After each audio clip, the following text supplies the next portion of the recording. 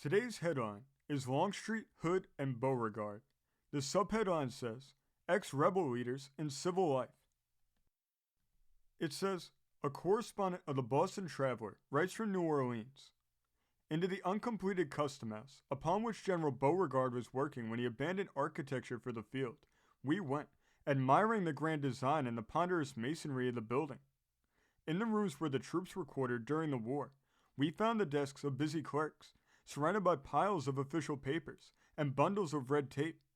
In the basement was the post office, occupying nearly the whole floor, and its entrance filled at all hours of the day with an anxious-faced crowd.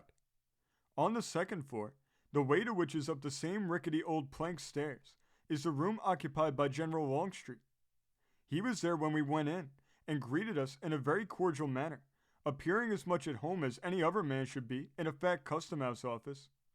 If a man has every reason to smile, it's when he gets into the custom house, for it's one of the neatest, prettiest, jolliest, laziest positions ever held by mortal man.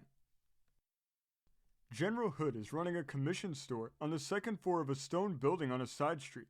He was very sociable and talked freely about the war, and said he regretted nothing he had done, but would do the same fighting over again if he had a chance. He said when he succeeded General Johnson in command of the Western Confederate Army, he knew the game was up. He was only fighting to save his honor. The revolution was crushed when Vicksburg fell, and he said so at that time. He said it was painful for him to talk about the lost cause, and he did not like to recall the war. General Beauregard is president of the New Orleans and Jackson Railroad, and has his office in a fine marble front building in the wealthiest part of the city. He made little or no reference to the war, but confined his conversation to the commercial convention and the conditions of railroads. From what he said in our own experience, we concluded that nearly all the railroads in the South were almost as bad stock as Southern Confederacy bonds. Nearly everyone had borrowed money at the North before the war, and when the Confederacy confiscated all monies due Northern creditors, they paid those sums to the powers that were.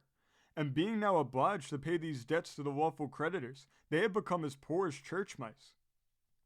This story came from the great state of Missouri, being reported in the Weekly Argus of August 5th, 1869. Thank you for joining us today. If you want to continue to uncover all of America's lost and forgotten history, then remember before you leave to hit the subscribe button, hit the notification bell, and remember to like and comment below. And we will see you next time on Americana Archives.